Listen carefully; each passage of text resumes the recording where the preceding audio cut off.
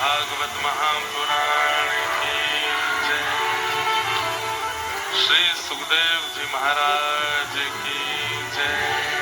परीक्षित जी महाराज की जय। 84 कोस ब्रजमंडल धाम की जय। गंगा यमुना मैया की जय।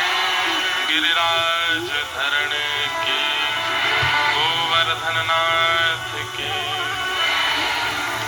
लाला के बाबा की, बाबा के लाला की, लाला बाबा दोनों की, श्री वेंकटेश भगवान की, श्री पद्मावती मैया की, पद्मनाभ भगवान की, श्री गुरुवायूर कृष्ण भगवान की, श्री रंगनाथ भगवान की, भाष्यकार शेषावतार श्री रामानुज स्वामी जी महाराज की, सब संतन की, सब भक्तन की, सब विप्रन की जय जय श्री राम। जय जय श्री राम। जय जय श्री राम। द्वारिकाधीश की।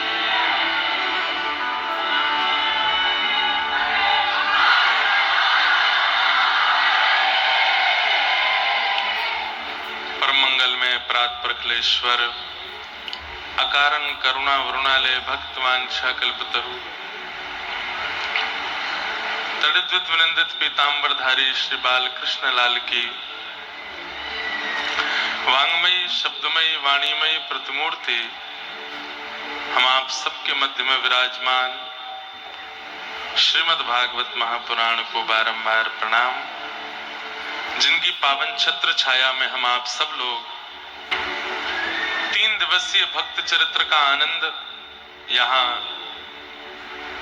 दक्षिण भारत की प्रधान नगरी चेन्नई में, मद्रास में, जो कि धार्मिकों की नगरी भी है, उद्योगपतियों की नगरी भी है, श्रेष्ठों की नगरी भी है, ऐसी इस नगरी में हम आप सब लोग बैठ करके मंगलमय कथा का श्रवण रसस्वादन पान कर रहे हैं। ये हमारा परम सौभाग्य है। हमारे समस्त आयोजक परिवार, मनोरथी परिवार और इस पूरे उत्सव को यहाँ व्यवस्थित आनंदित कराने वाले सब हमारे मनोरथियों को भी और कमेटी के लोगों को भी बहुत बहुत जय श्री कृष्ण, जय सिया राम, जय श्रीमन नारायण, जय जय श्री राधे। ठाकुर जी की बड़ी कृपा है जो भागवतों की लीला सुनने के लिए हम आप सब लोग एकत्रित हुए हैं।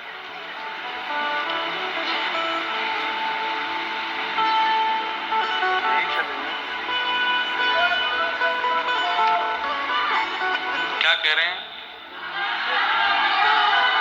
हैं? क्या?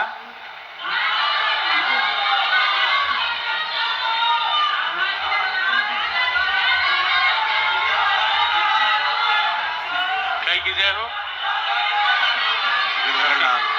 समझ ही नहीं आ रहा हमें बोल क्या रहे हैं आप। राधा गिरधर लाल, राधा गिरधर लाल की जय हो।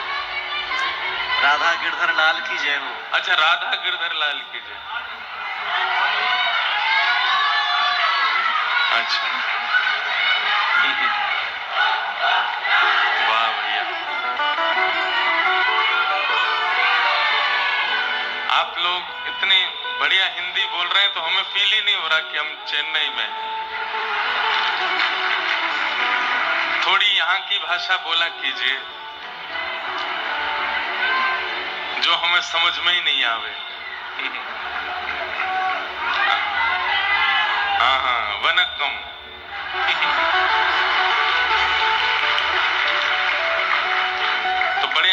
बात है, परमानंद के साथ हम आप सब लोग यहाँ पर एकत्रित होकर के भक्त चरित्र श्रवण करने के लिए एकत्रित हुए हैं। देखो, ठाकुर जी की लीला चरित्र सुनने से पुण्य की प्राप्ति होती है और भक्त चरित्र श्रवण करने से भक्ति की प्राप्ति होती है। पुण्य में और भक्ति में अंतर क्या है? पुण्य की कामना संसार का हर व्यक्ति करना चाहता है। अब मकर संक्रांति के दिन इस बार एकादशी आ गई तो लोगों की चिंता इतनी बढ़ गई कि अब हम पुण्य कैसे करेंगे। क्यों? क्योंकि मकर संक्रांति के दिन खिचड़ी का दान है, उसका पुण्य होता है और खिचड़ी चावल से बनती है और चावल एकादशी के दिन खाए नहीं जाते। अब क्या करें? तो लोगों में इतनी चिंता बढ़ गई कि उसका कोई निदान बताओ इसका। तो संतों को फिर वीडियो बना करके और अपनी कथाओं के माध्यम से बताना पड़ा कि भाई तिल का दान भी बहुत महत्वपूर्ण होता है, तिल का दान करो और चावल का यदि दान करने का आपका भाव है तो फिर उसको द्वादशी के दिन कर लेना। तो लोगों में ये भी चिंता का विषय बन गया कि द्वादशी के दिन चावल का दान करेंगे तो उसका पता नहीं पुण्य मिलेगा कि नहीं मिलेगा। ये पुण्य की इतनी भाग दौड़ क्यों है? और हमारी एक साइकोलॉजी बन गई है। अभी मैं भी अगर यहां बैठ करके आप लोगों के बीच में 2-4 पुण्य क्रम बता दूं तो आप सब उसको करने के लिए तुरंत तैयार हो जाएंगे। अभी कुछ अलग सा बता दिया जाए कि घर पर जाइएगा, इतने प्रकार के अन्न और दाल को इकट्ठे करके और उसको किसी ब्राह्मण को दान करने से ये फल की प्राप्ति होगी, तो आप सब करने लगोगे। ये ताली बजाने वाली बात नहीं है। हम जो बात समझा रहे हैं उसको समझा कीजिए। देखो, जब ताली नहीं बजानी हो तब अगर आप बजाओगे ना तो फिर ये लगेगा कि बात समझ में नहीं आ रही है। इसलिए पहले पूरी बात समझिए। तो हम क्या कह रहे हैं? भैया पीछे वाले नहीं, कथा नहीं सुनानी, हमको भी तो सुनाई दे हमारी आवाज। ऐसा तो कुछ करो। एक तो इतनी दूर है चेन्नई कि हमारा माइक नहीं आया साथ में, इतनी दूर से। तो यहीं का माइक है तो हमको सिस्टम सेटिंग समझ में कम आ रही है थोड़ी। अब हमको ऐसा लग रहा है मैं बोल यहां रहा हूं, आवाज वहां से आ रही है और आवाज आ भी रही है तो यहाँ जनरेटर चल रहा है कान के पास, उसकी आवाज इतनी आ रही है। अब इतनी शांति में हमको कथा कहना अच्छा लगता है कि बिल्कुल शांति रहे, तब मन से भाव प्रकट होते हैं। तो हम क्या कह रहे हैं वो सुनिए। प्राप्ति के लिए इतनी होड़ क्यों है हम लोगों में? अभी वैकुंठ एकादशी के दिन तिरुपति बालाजी में लाखों लोगों की भीड़ होगी। उसमें बालाजी के दर्शन की इच्छा कम है। वो वैकुंठ द्वार खुला है, उसके अंदर से जाना है, उसकी इच्छा ज्यादा है। क्यों? क्योंकि वैकुंठ द्वार से निकलेंगे तो वैकुंठ की प्राप्ति हो जाएगी। कर्म सुधारने नहीं है, व्यवहार सुधारना नहीं है, विचारों में पवित्रता लानी नहीं है, लेकिन जिससे भी वैकुंठ की प्राप्ति हो वो सारे पुण्य करने हैं। ये कैसे संभव हो जाएगा? ये तो वही बात हो गई कि बच्चा पढ़ाई नहीं करता लेकिन प्रिंसिपल को घूस दे करके, डायरेक्टर को पैसे खिला करके और क्लास टीचर को पेरेंट्स के द्वारा फोर्सफुली करवा करके पास हो रहा है।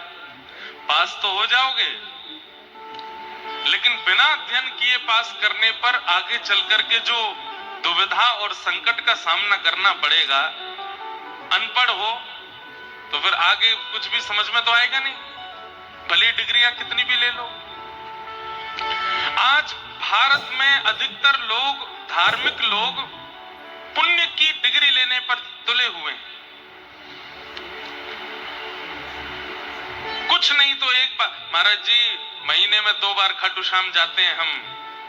महाराज जी 6 महीने में 1 बार सबको लेकर के तिरुपति जाता हूं मैं, सबको तिरुपति दर्शन कराता हूं, 2-2 लड्डू सबको दिला के लाता हूं।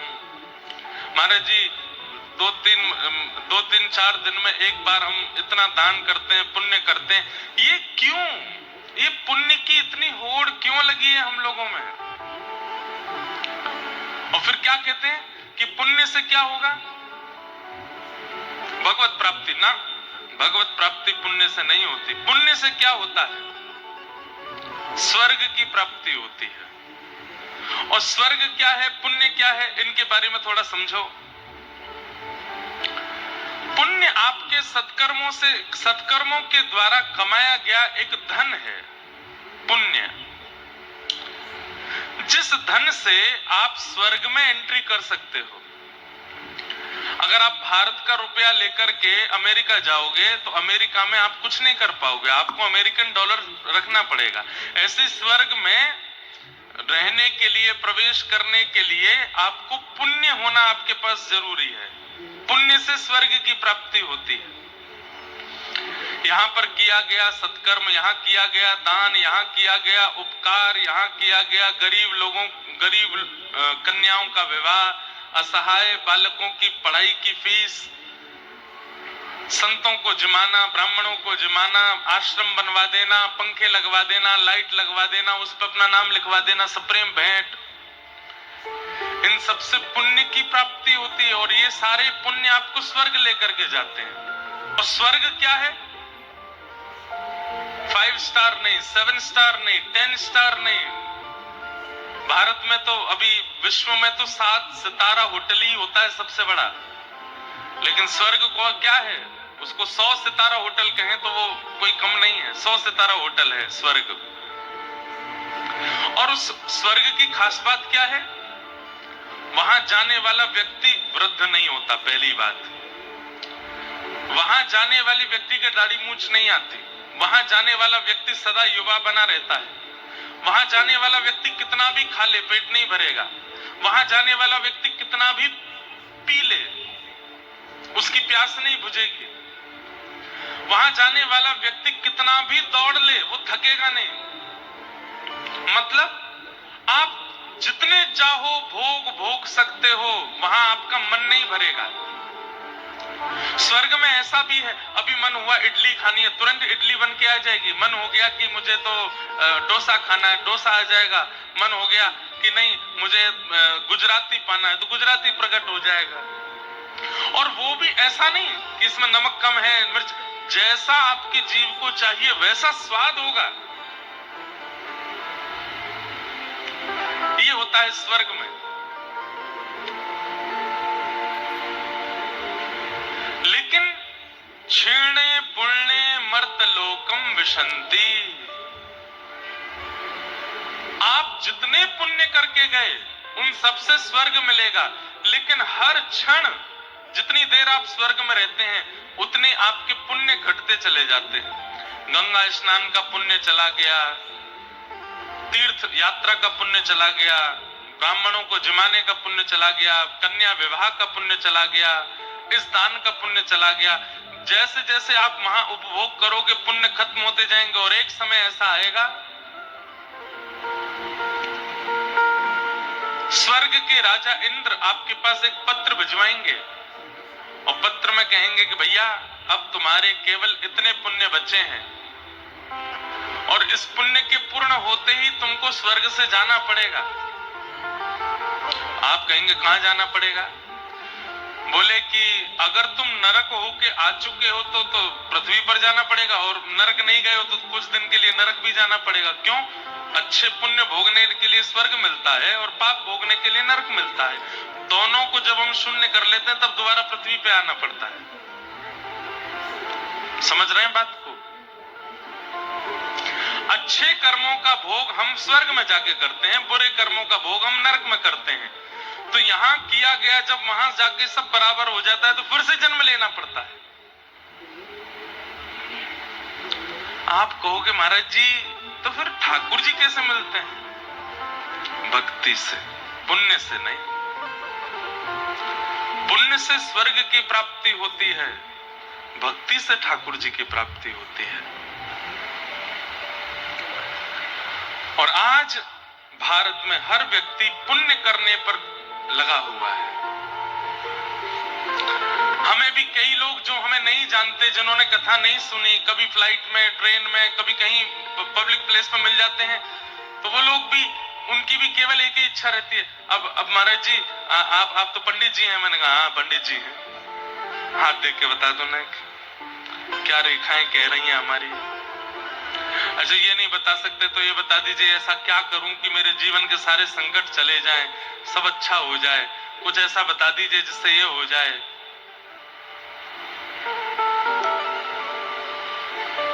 ये पुण्य की कामना में हम इतने लगे क्यों हैं? कथाओं में बताया जाता है कि अपने विचारों को शुद्ध करो, अपने जीवन को शुद्ध बनाओ, अपनी क्रियाओं को, वो नहीं करनी हमें, हम तो वही करेंगे जो हम करते आए हैं। आप तो बस पुण्य के मार्ग बताते चलो। मतलब वो वाली बात हो गई कि कोई वैद्य के पास जाकर के बोला कि मेरे को शुगर है, मैं मीठा नहीं छोड़ सकता, लेकिन आप कोई दवाई बताते जाओ जिससे मेरी शुगर भी कंट्रोल रहे और मैं मीठा भी खा सकूं। दुनिया में ऐसी कोई दवाई नहीं बनी जो आप दवाई भी खाते रहो, मीठा भी खाते रहो, शुगर आपकी स्किप भी ना हो, सब होगा। शुगर को सही करने के लिए तो आपको मीठा छोड़ना ही पड़ेगा, उसके बाद दवाई अपना काम करेगी। पुण्य दवाई है। पुण्य भी काम तब तक नहीं करता जब तक व्यक्ति अपने विचार और कर्मों को शुद्ध नहीं बनाता। रावण रोज शंकर जी का अभिषेक करता है, एवरी डे। रावण का नियम है कि वो जलपान भी नहीं करता जब तक वो शंकर जी की आराधना ना कर ले।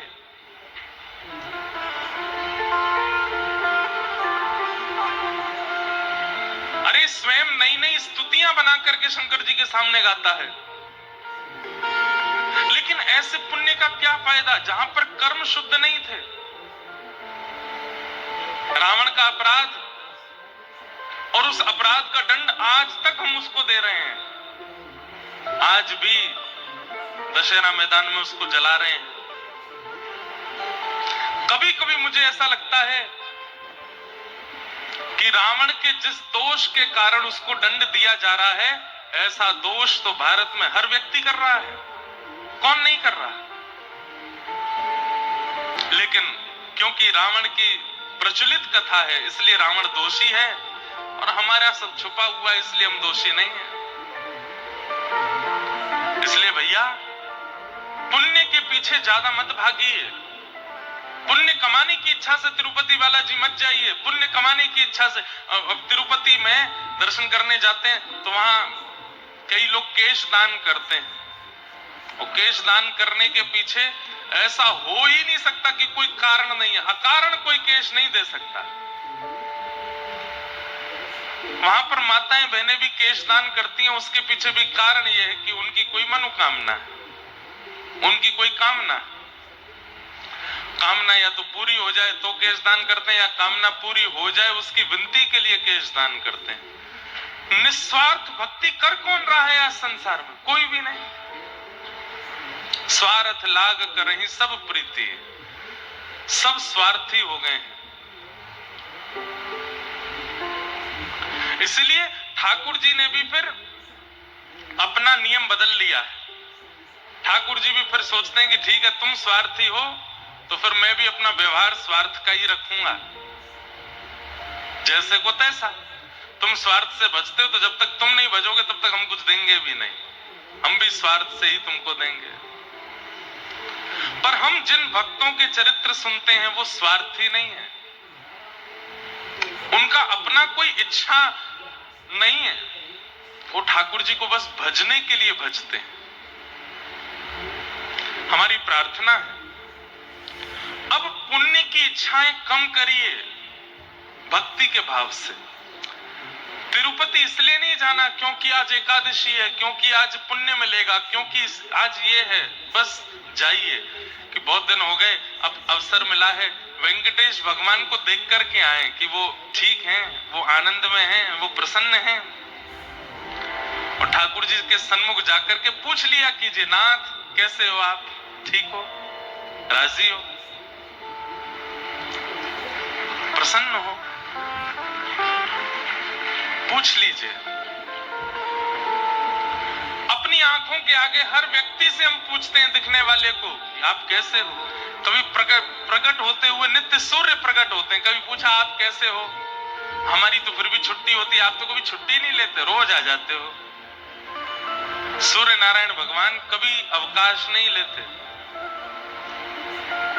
देवताओं में दो देव ऐसे हैं जिनका कभी अवकाश नहीं होता, एक सूर्य देव, एक पवन देव, ये नित्य रहते हैं और सब जगह इनकी उपस्थिति है। तो भक्ति में प्रविष्ट होइए, पुण्य की इच्छा, पुण्य कर्म कीजिए। मैं भी करता हूं, हवन करता हूं, यज्ञ करता हूं, अनुष्ठान करता हूं, व्रत करता हूं, नियम करता हूं, लेकिन सबके पीछे कोई इच्छा नहीं होती। इच्छा केवल एक ही होती है, ठाकुर जी आप राजी रहो, आप प्रसन्न रहो, बस। हमारे पंडित जी कभी संकल्प भी करवाते हैं तो संकल्प में भी कभी कहते हैं कि मांग लीजिए, आपके मन की जो भी इच्छा हो वो मांग लीजिए। हर व्यक्ति उस समय सोच ही लेता है, मेरे पिताजी ठीक हो जाएं, मेरे बच्चे ऐसे हो जाएं, मेरा ये काम बन जाए, मेरा ये हो जाए, वो हो जाए। हर व्यक्ति सोच लेता है संकल्प लेते समय।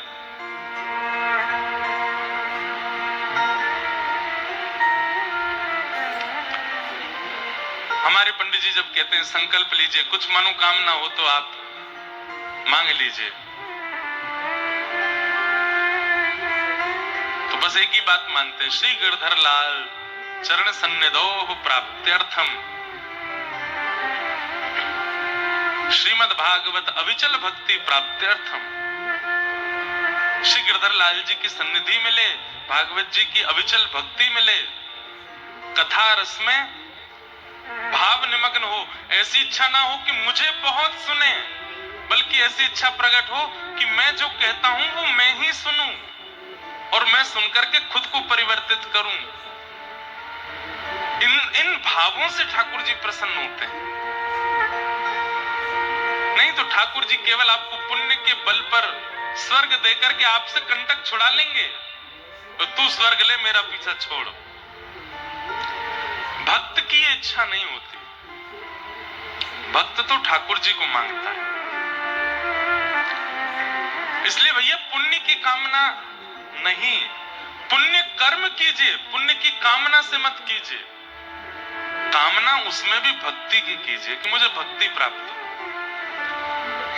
मुझे सरलता प्राप्त हो, मैं सहज हो जाऊं, मेरा मन निर्मल हो जाए। संत श्री कबीर दास जी महाराज का नाम सबने सुना है, पर उनकी जीवन गाथा किसी ने नहीं सुनी, बहुत कम लोग जानते हैं। श्री कबीर दास जी महाराज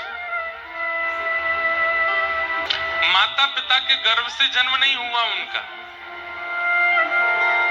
कैसे प्रकट हुए? हमारे भारत के आचार्य परंपरा के एक आचार्य प्रवर परम पूजनीय प्रातस्मरणीय अनंत श्री विभूषित श्री रामानंदाचार्य जी महाराज, जगत गुरु श्री रामानंदाचार्य जी महाराज काशी में निवास करते थे। तो जब वो अपनी कुटिया पे बैठ करके भजन करते थे तो एक ब्राह्मण परिवार का एक व्यक्ति, उसका नियम था रोज पत्र पुष्प तोड़ करके ले जाना, श्री रामानंदाचार्य जी महाराज को प्रदान करना, ताकि वो अपनी सेवा में उसको प्रयोग में ले सकें। सब लोग इधर देखो, ध्यान से सुनो, ध्यान से सुनना। नित्य पुष्प तुलसी जो पूजा की सामग्री होती थी वो चयन करके वो ब्राह्मण देवता जाते और श्री रामानंदाचार्य जी को प्रदान करते। रामानंदाचार्य जी उससे अपनी पूजा अर्चना करते। एक दिन वो ब्राह्मण बहुत अस्वस्थ हो गया, जा नहीं पा रहा था, तो उसने अपनी एक बेटी को कहा कि तुम चले जाओ।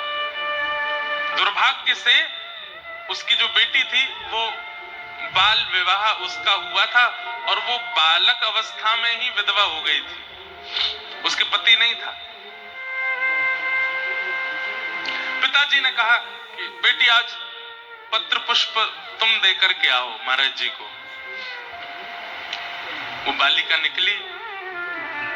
श्री रामानंदाचार्य जी महाराज और भी कई संतों के ऐसे नियम होते हैं कि वो माताएं बहनों से पर्दे में ही मिलते हैं, सन्मुख नहीं मिलते। तो जैसे ही बालिका आई तो एक झीना सा पर्दा लगा हुआ था सामने। उन्होंने तुरंत अंदर से कहा, लाली पत्र पुष्प नीचे से दे दो बाहर। बालिका ने पर्दे के नीचे से पत्र पुष्प दे दिए। अब संतों का नियम होता है कि जब कोई माताएं आती हैं, बहनें आती हैं, तो कुछ ना कुछ प्रसाद जरूर देते हैं। बालक आवे, माताएं आवे, बहन आवे, संत जन कहते रुक जाओ, कुछ लेके जाओ। तो रामानंदाचार्य जी बोले, थोड़ी देर बैठो, कुछ प्रसाद देता हूं। अपने ठाकुर जी की आराधना करके ठाकुर जी को निवेदित किए गए जो पुत्र पुष्प थे, उन्हीं को लेकर के कहा, बिटिया लाओ अपना पल्लू करो, हम देते हैं प्रसाद। अब उस बालिका ने जब पल्लू किया, पता नहीं रामानंदाचार्य जी के मन में क्या आया, और वो पत्र पुष्प देते हुए कह दिया, पुत्रवान भव। ये आशीर्वाद ग्रहण करते ही वो बालिका तो रोने लगी। बोले, तुम रो क्यों रही हो? तो रोते रोते उसने बताया, महाराज जी मैं बाल विधवा हूं, मेरा विवाह हुआ था पर मेरे पति चले गए, और आपने मुझे ऐसा आशीर्वाद दे दिया है कि अब इस आशीर्वाद को ये कैसे फलित होगा, ये कैसे संभव हो सकता है? रामानंदाचार्य जी बोले, हमारे मुख से, हमारे भजन का, हमारे तप का, हमारे वेद अध्ययन का यही फल हमको मिला है कि हमारे मुख से कुछ असत्य नहीं निकल सकता। पता नहीं ठाकुर जी की कौन सी लीला घटने वाली है। पुत्री, अब ये बात निकली है तो पूर्ण तो होगी, तुम्हारे यहां पुत्र तो होगा। वो बालिका तो रोते हुए वहां से भागी अपने वो पल्लू लेकर के, लेकिन रामानंदाचार्य जी बड़ी चिंता में आ गए। ये रामानंदाचार्य जी कौन है बंधुओं? ध्यान से सुनिएगा। जितने भी आचार्य पधारे पृथ्वी पर, वे कोई ना कोई अवतार ही पधारे हैं। दक्षिण भारत में हमारे श्री भाष्यकार शेषावतार रामानुज स्वामी जी महाराज, जिनकी कृपा से आज तिरुपति बालाजी के दर्शन होते हैं, जिनकी कृपा से पद्मनाभ भगवान के दर्शन, जिनकी कृपा से श्री रंगनाथ भगवान के दर्शन होते हैं, ऐसे रामानुज स्वामी जी किनके अवतार हैं? भगवान के शेषनाग, वे ही आचार्य रूप में जीवाचार्य बनकर के पधारे। वे ही त्रेता में लक्ष्मण बने, द्वापर में बलराम बने, और कलयुग में श्री रामानुजाचार्य बने। ऐसे ही प्रभु श्री राम, उनको भरतलाल जी का आस्वादन करना था, भरतलाल जी के प्रेम का आस्वादन करना था, इसलिए वे कलिकाल में श्री रामानंदाचार्य जी के रूप में प्रकट हुए। कौन? प्रभु श्री राम। तो रामानंदाचार्य जी बड़ी चिंता में बैठे हैं कि ऐसा आशीर्वाद दिया है, अब ये फलित कैसे होगा। हमारे सूरदास जी महाराज कहते हैं, जो ठाकुर जी ने विधान रचा हुआ है उसको दुनिया की कोई ताकत नहीं मिटा सकती। अगर मुझे नीचे उतरते समय गिरना है तो मैं गिरूंगा ही गिरूंगा। मेरे जीवन में किसी व्यक्ति को आना है, किसी व्यक्ति को मुझसे दूर जाना है, तो वो होके ही रहेगा। उसको आप कैसे भी चाह करके टाल नहीं सकते।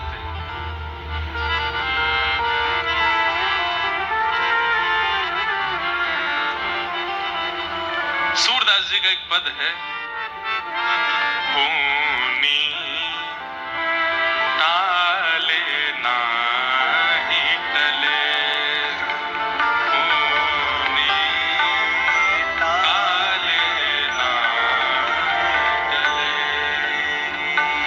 होनी टाले नाही टले, होनी टाले नाही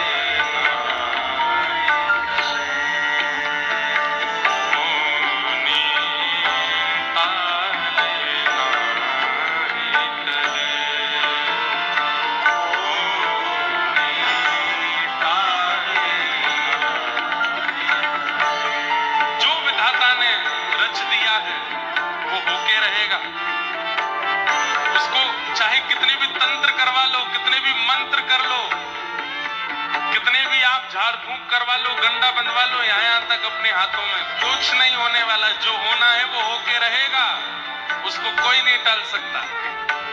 होनी टाले ना करे, होनी टाले ना करे। जो अपनों पुरुषार्थ माने, जो अपनों पुरुषार्थ माने,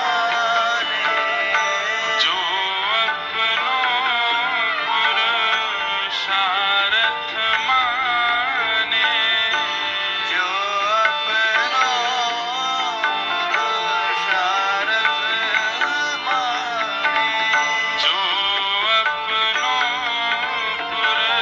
पुरुषार्थ माने, जो अपनों पुरुषार्थ माने, जो अपनों पुरुषार्थ माने, जो पुरुषार्थ माने,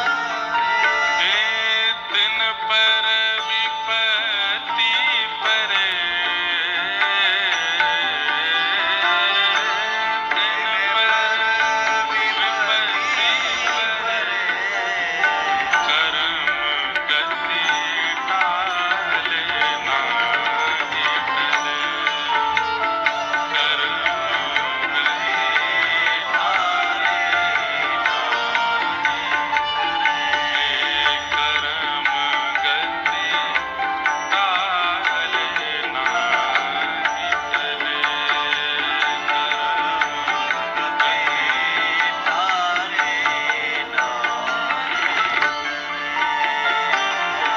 क्या उदाहरण देते हैं?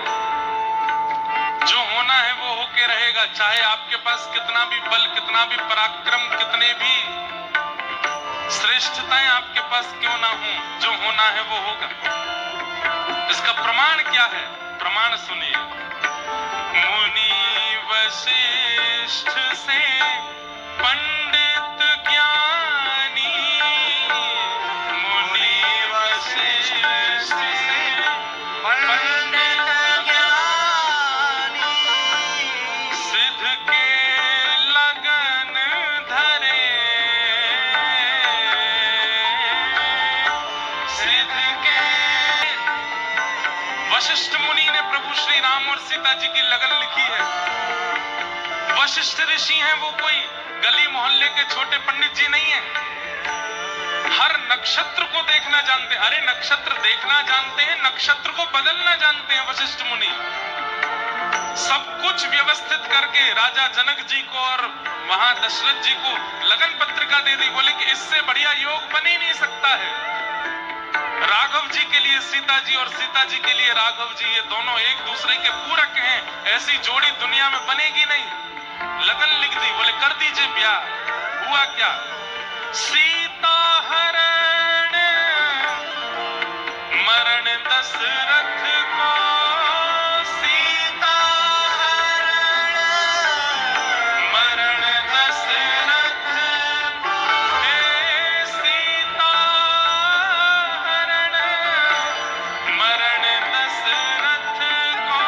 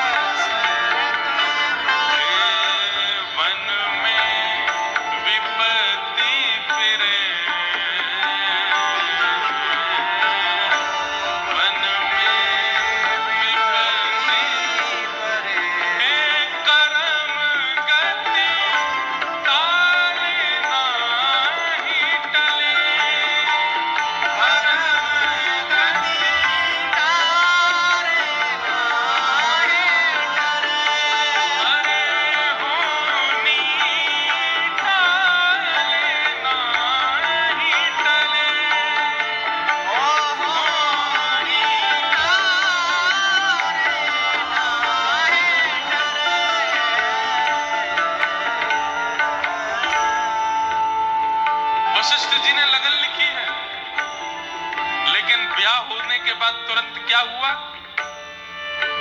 दशरथ जी की मृत्यु, राम 14 वर्ष का वनवास और सीता जी का हरण। वशिष्ठ मुनि खुद सिर पकड़ के बैठे हैं कि मैंने तो सब कुछ देख करके किया था, ये कैसे परिवर्तित हो गया सब कुछ? होनी टाले ना ही टले। इसलिए भैया पुण्य कर्म कीजिए, हाथों में खूब गंडे पहनिए, मंदिर जाइए, अर्चना कीजिए, सोमवार के दिन शंकर जी के पास, मंगलवार के दिन हनुमान जी के पास, फ्राइडे के दिन गणेश जी के पास, शनिवार को शनि देवता के पास, सब जगह जाओ। पर ये बात याद रखिए, आपके साथ जो होना है वो होगा, होगा और होगा, वो नहीं टलेगा। हाँ, तो फिर हम भजन क्यों करें? तो फिर हम कथा क्यों सुने? तो फिर हम मंदिर जाएं क्यों, जब इनसे कुछ पकड़ना ही नहीं है? दो बातें। पहली बात, निस्वार्थ प्रीति के लिए। कोई कहे कि मैं ठाकुर जी के पास जाऊं क्यों, अगर इनके पास जाने से कुछ होना ही नहीं है। भाई जीवन में विपत्ति जो आ रही है उससे जूझने के लिए आंख किसने दी, नाक किसने दी, जीव किसने दिए, हाथ किसने दिए, पैर किसने दिए, बुद्धि किसने दी? उन्होंने ही तो दी है। तो उस विपत्ति से लड़ने जूझने का बल जिसने दिया है, सर्वांगीण अंग जिसने दिया है, उसको धन्यवाद कहने के लिए जाओगे तो वो आपके इन अंग प्रत्यंगों को और बलवान बना देगा, ताकि उस विपत्ति से तुम और जूझ सको।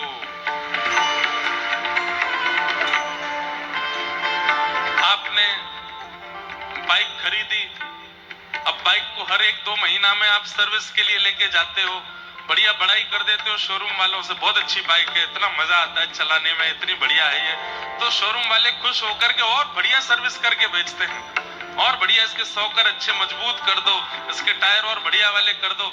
सुनो, हम आपसे पैसा नहीं लेंगे, एक आध चीज हम अपनी तरफ से लगा देते हैं इसमें, ताकि और बढ़िया हो जाए। ठीक वैसे ही आपके जीवन में जो आना है वो आपकी कर्म गति है, वो तो आएगी, लेकिन बीच बीच में आप ठाकुर जी को वंदन करने जाते हो, प्रणाम करने जाते हो और धन्यवाद कहते हो, नाथ मेरे जीवन में संकट है, विपत्ति है, लेकिन कोई दिक्कत नहीं, आप टेंशन मत लो, आपने बढ़िया शरीर दिया, इससे मैं लड़ूंगा, जूझूंगा। तो ठाकुर जी के मन में दया आ जाती है और ठाकुर जी बुद्धि को प्रवीण बना देते हैं, हाथों को प्रवीण बना देते हैं, वाणी को प्रवीण बना देते हैं, ताकि उस विपत्ति से तुम और जल्दी निकल सको। ठाकुर जी आपकी सर्विसिंग और बढ़िया कर देते हैं। कई बार ऐसा होता है कि विपत्ति जीवन में आई और बुद्धि सोच ही नहीं पा रही है कि हमें करना क्या चाहिए। अब जीवन में एक ऐसा मोड़ आया कि आपकी बुद्धि फेल हो गई है, अब क्या करें? भक्ति करने वाले व्यक्ति की बुद्धि कभी फेल नहीं होती, उसके जीवन में आने वाली परिस्थिति आते ही उसको निदान पता है कि मुझे अब क्या करना है, और वो उस मार्ग से निकल जाता है। भोगना सबको पड़ता है, चाहे भीष्म पितामह हो, चाहे ध्रुव हो, चाहे प्रहलाद हो, चाहे सूरदास हो, चाहे कबीरदास हो, सबको सहना तो पड़ता है। पर सहने में मैं एक बात कहता हूं, भक्ति क्या है? एनेस्थीसिया का इंजेक्शन है। एनेस्थीसिया का इंजेक्शन लगते ही सुन्न हो जाता है, अब डॉक्टर काटो पीटो खून निकले कुछ पता नहीं चलेगा। भक्ति भी एनेस्थीसिया का इंजेक्शन है, एक बार अगर लग गया तो जीवन चाहे जितने खतरनाक मोड़ ले ले, आपको अनुभव नहीं होगा, आप प्रसन्न नहीं रहने वाले।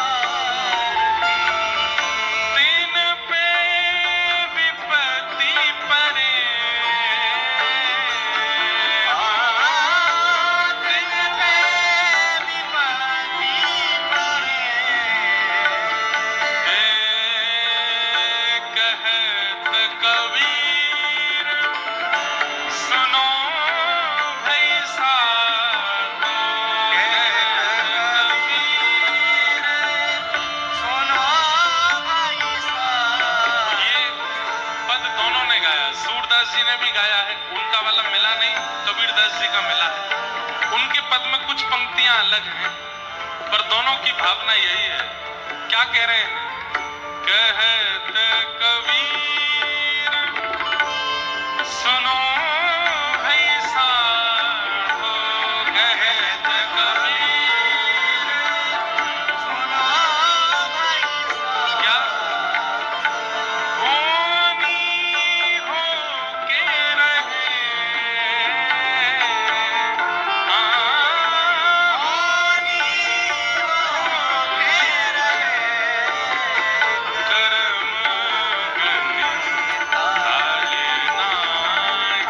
कर्म गति ताले नाही टले, कर्म गति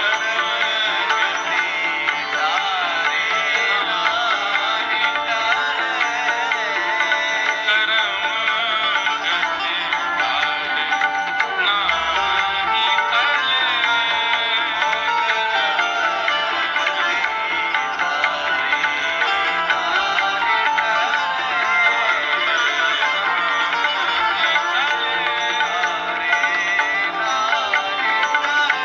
कर्म गति ताले नाही टले।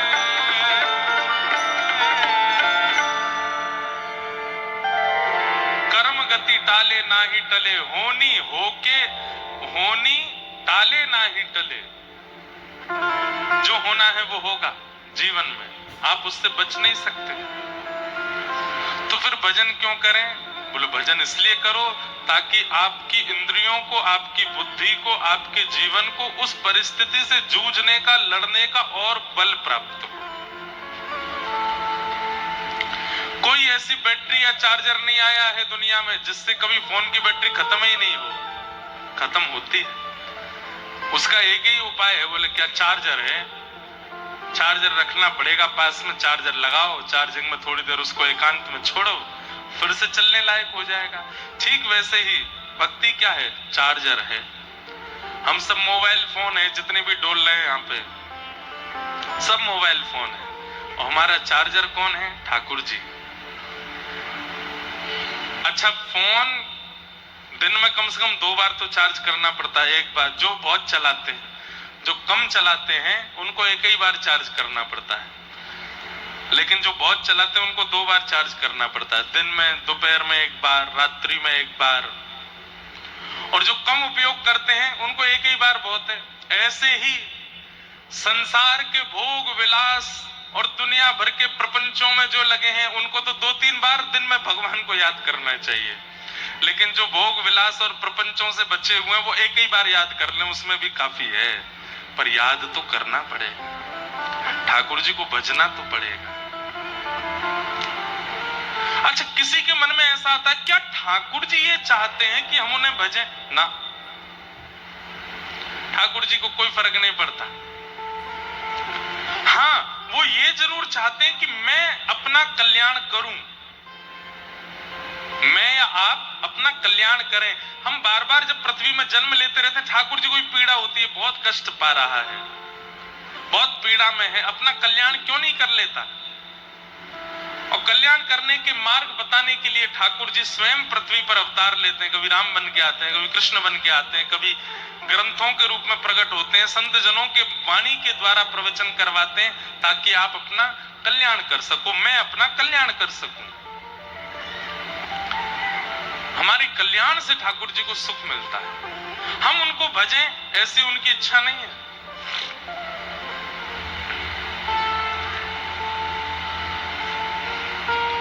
तो रामानंदाचार्य जी ने उस बालिका को पुष्प दे दिए और कह दिया पुत्रवान भव। वो तो बाल विधवा, रोती हुई दौड़ी गई। रामानंदाचार्य जी बोले वाणी निकली है, पूर्ण तो होगी, अब कैसे होगी ये ठाकुर? लक्ष्मी नारायण भगवान वैकुंठ में बैठे थे और उनमें आपस में चर्चा हुई कि मानव कल्याण के लिए पृथ्वी पर किसी को भेजना चाहिए। किसको भेजें, कहां भेजें? तो लक्ष्मी जी से कहा आप थोड़ा चयन करके आओ। बंधुओं, एक बात सुनिएगा, बहुत बड़ी बात कह रहे हैं, पते की बात, ध्यान से सुनिएगा। आकाश मार्ग में, वैकुंठ में, साकेत में, गोलोक धाम में जो वैष्णव भक्त जन हैं वो तैयार बैठे रहते हैं कि हम पृथ्वी पर जन्म लेने के लिए कहीं जाएं। पर उन्हें ऐसे पवित्र विचारधारा वाले माता पिता और परिवार दिखाई नहीं दे रहा आजकल कि जहां वो जन्म ले सके। समझ रहे हैं हमारी बात को? घरों से पवित्रता चली गई, विचारों से पवित्रता चली गई, लोगों के जीवन से पवित्रता चली गई। इतने अपवित्र आचरण में लोग जीव सब आ गए हैं कि अब आचार्य रूप को जन्म लेने की इच्छा तो हो रही है, पर उनको ऐसा पवित्र कुल मिल नहीं रहा है जहां वो जन्म ले सके।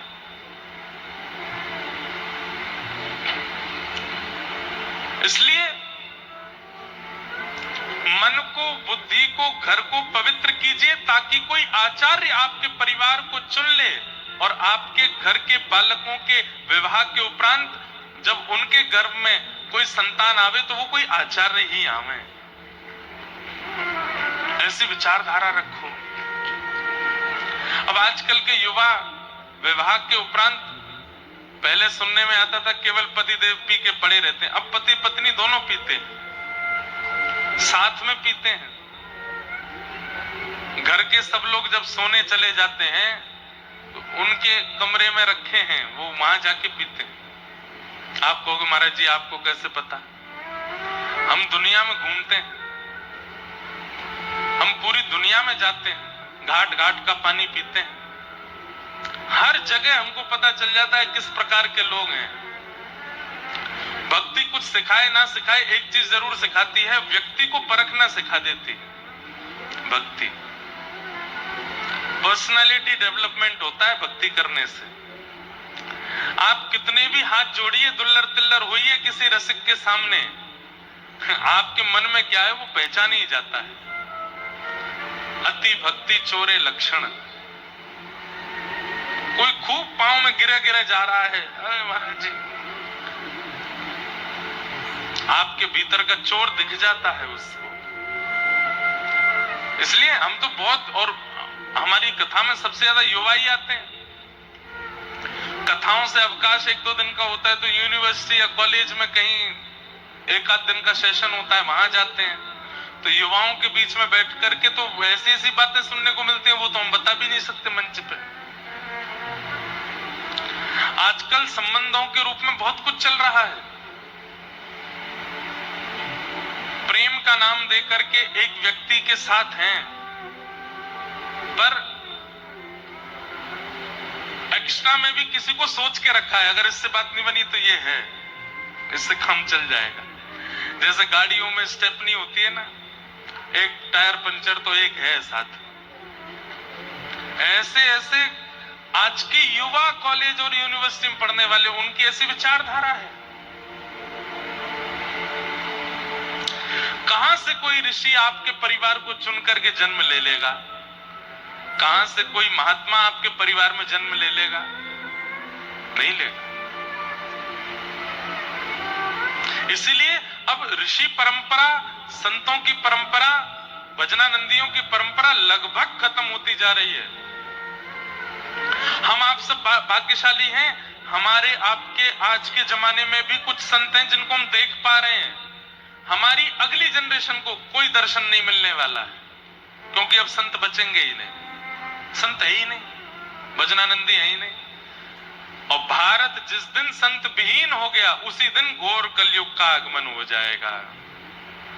आप अपनी उंगलियों के खाने में गिन लो, इतने संत भी नहीं हैं इस वक्त पृथ्वी पर जिनका दर्शन, जिनका स्पर्श, जिनका प्रणाम हमें पवित्र करता हो।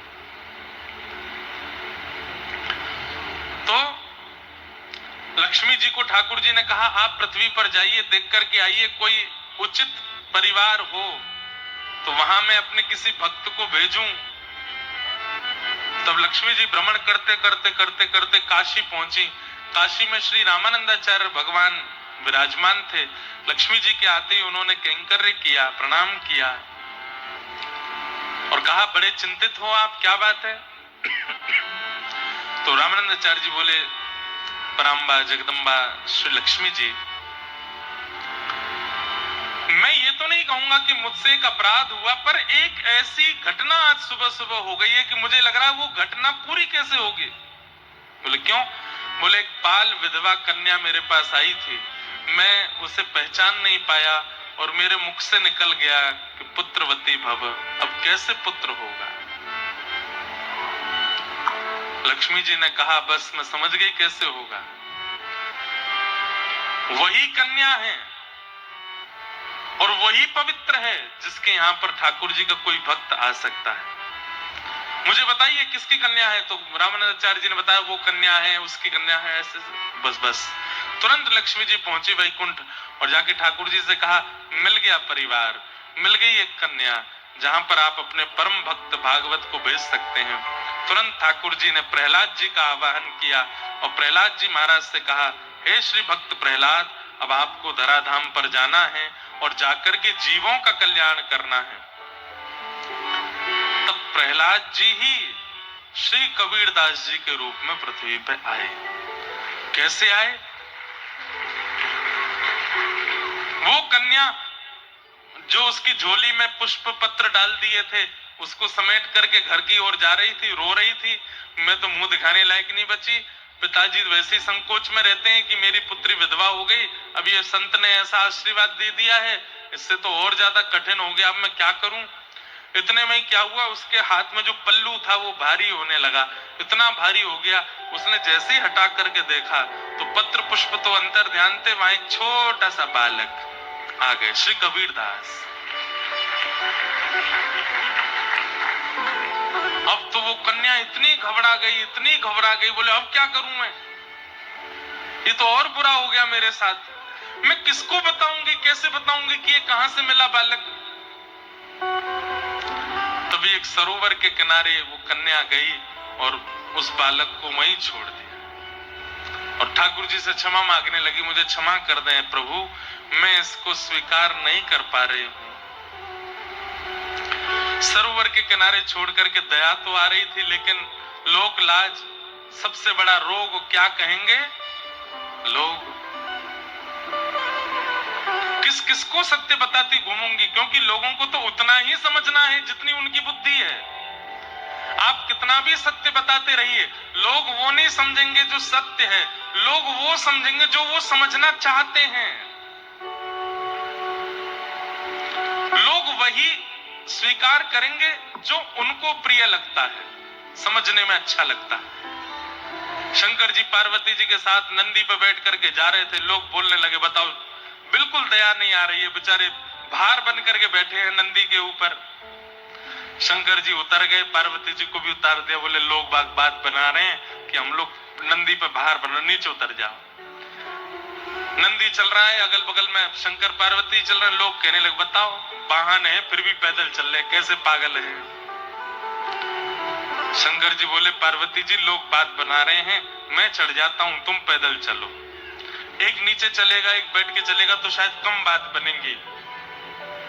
लोग बात बताने लगे, बताइए कैसे पतिदेव पत्नी को पैदल चलवा रहे, खुद बैठ गए ऊपर। शंकर जी उतर गए, बोले देवी आप बैठ जाओ, लोग बात बना रहे हैं। पार्वती जी बैठ गई, शंकर जी बोले अब ठीक है। लोग बोले जो रूके गुलाम, पत्नी बैठा रखी है, खुद पैदल चल रहे हैं उसके नीचे। शंकर जी को आया गुस्सा, बोले पार्वती नीचे उतरो, नीचे उतरो, और नंदी को अपने सिर पर बैठा लिया, अब चलो। लोग बोले बताओ भलाई का जमाना नहीं रहा है, वाहन के ऊपर बैठना चाहिए, वाहन अपने ऊपर बैठा रखा है। शंकर जी बोले कहां जाए हम, तुम लोग कहीं जीने दोगे कि नहीं। तो भैया ये संसार है, इसको सत्य सुनना प्रिय नहीं है, इसको वो सुनना प्रिय है जिससे चाय गटकने में अच्छा लगे। भाई चाय पे चर्चा भी तो होनी चाहिए, दो लोग चाय पिए तो बीच में बात क्या होगी, तो इसलिए वो बातें रखो जिससे चाय गटकी जा सके। तो आज के लोगों को सत्य सुनना प्रिय नहीं है, आज के लोगों को वो सुनना प्रिय है जिससे उनके मन का मनोरंजन हो जाए। ऐसे हैं लोग। तो कन्या ने विचार किया कि अगर मैं इस बालक को लेकर के गई, मैं कितना भी बोलूंगी कि रामानंदाचार्य जी ने आशीर्वाद देकर के दिया, पत्र पुष्प दिए, ये अपने आप बालक आ गया, कोई नहीं मानेगा। छोड़ दिया, एक सरोवर के तट पर छोड़ दिया। वो बालक गिरता गिरता गिरता सरोवर में जा गिरा। तभी एक कमल प्रकट हुआ, कमल के ऊपर वो बालक आ गया। सर्पों ने आकर के उस कमल को घेर लिया। तभी काशी का एक कपड़ा बुनने वाला व्यक्ति, जो कि हिंदू नहीं था, मुस्लिम था, वो पति पत्नी दोनों जा रहे थे। दोनों की यहां संतान नहीं थी, संतान की इच्छा बहुत ज्यादा थी। सरोवर के तट से निकलते समय उन्होंने जैसे ही देखा एक बालक, बोले देखो हमारे ईश्वर ने हमारी सुन ली, भले ही हमारे संतान नहीं हुई लेकिन एक संतान बालक दी है। थोड़ी देर हम प्रतीक्षा करते हैं, अगर इसके माता पिता आ गए तो ठीक, नहीं तो हम इसको लेके चले जाएंगे। प्रतीक्षा की, कोई नहीं आया तो उस बालक को लेकर के वे दोनों दंपति चले गए और उसका नाम कबीर रखा। कबीर ईश्वर के द्वारा जो प्रदत्त है वो कबीर है। बाल्यकाल से ही दिव्य चेष्टा, दूध पान नहीं किया। क्यों नहीं किया? क्योंकि मां को दूध आता नहीं था और घर में भेड़ बकरियां थी।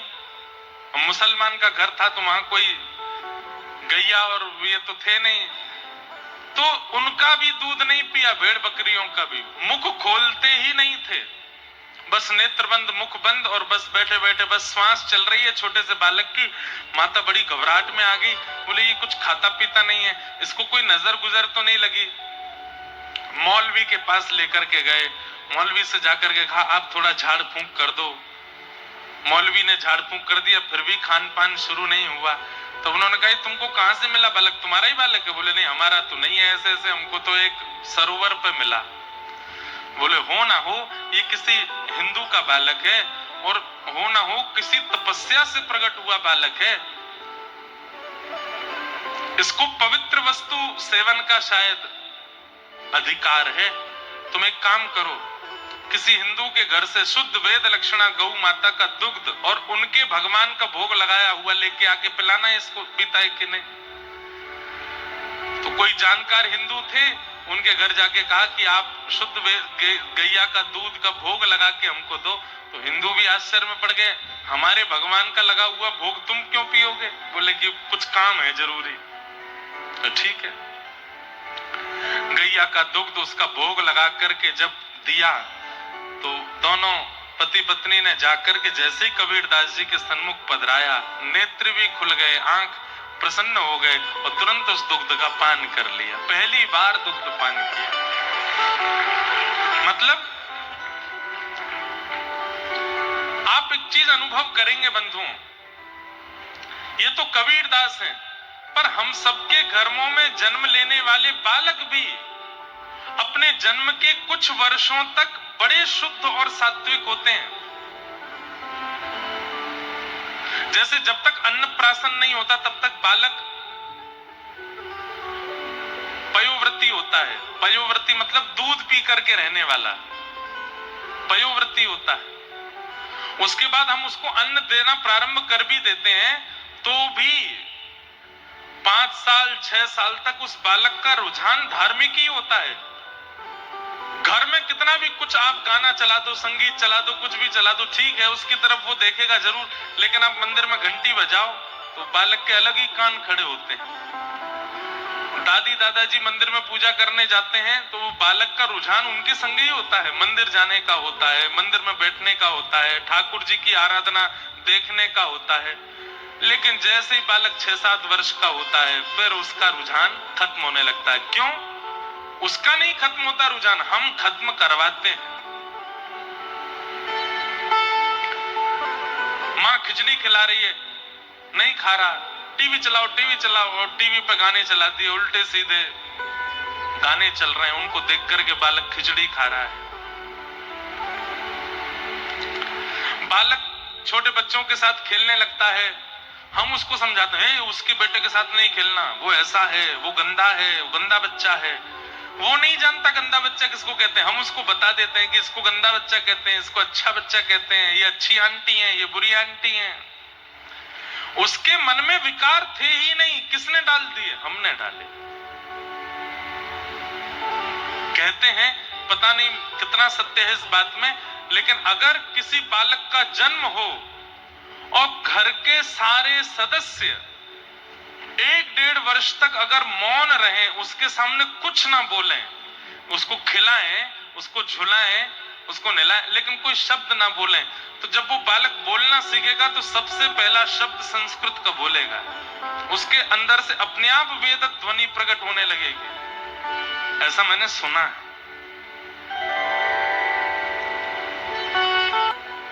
और विशेष रूप से माताएं बहनें, 9 महीने का प्रसव काल जब बालक गर्भ में होता है और उसके बाद 6 वर्ष तक की आयु, मतलब ये 6 वर्ष 9 महीने जितना हो सके पवित्र विचारों के साथ अगर मां रह ले और उस बालक का वातावरण आवरण सब पवित्र रखे, वो बालक देश की दुनिया की काया पलट करने वाला बालक होगा, ये निश्चित बात है।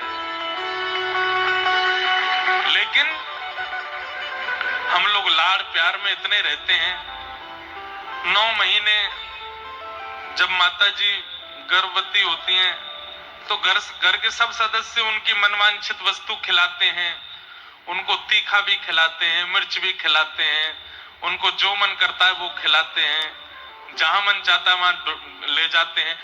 हम कोई प्रतिबंधित करने के लिए नहीं आए कि प्रतिबंध करो, नहीं, बिल्कुल प्रतिबंध मत करो, पर ये शास्त्रीय बात है।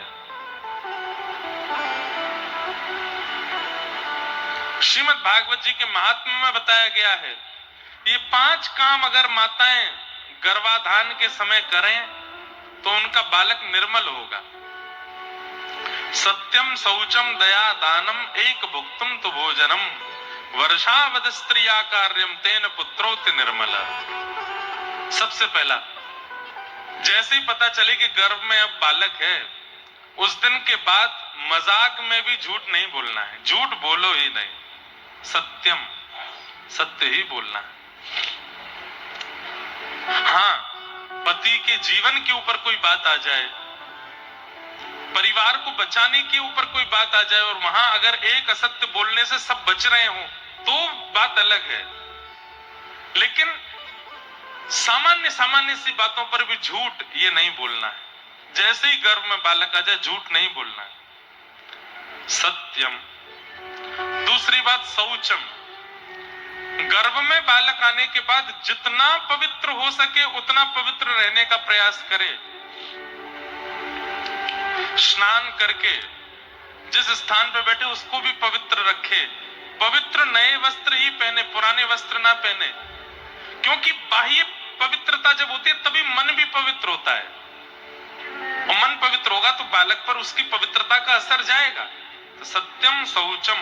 और तीसरा, रोज सुबह उठ करके स्नान ध्यान करके पूजा पाठ बाद में करे, पहले दान करे, अन्न दान करे, वस्त्र दान करे, वस्तु दान करे, रोज दान करे। जब तक बालक का जन्म ना हो माताजी रोज दान करें। हम कह रहे हैं 1 रुपया भी जाए लेकिन जाना उनके हाथ से चाहिए, दान के रूप में।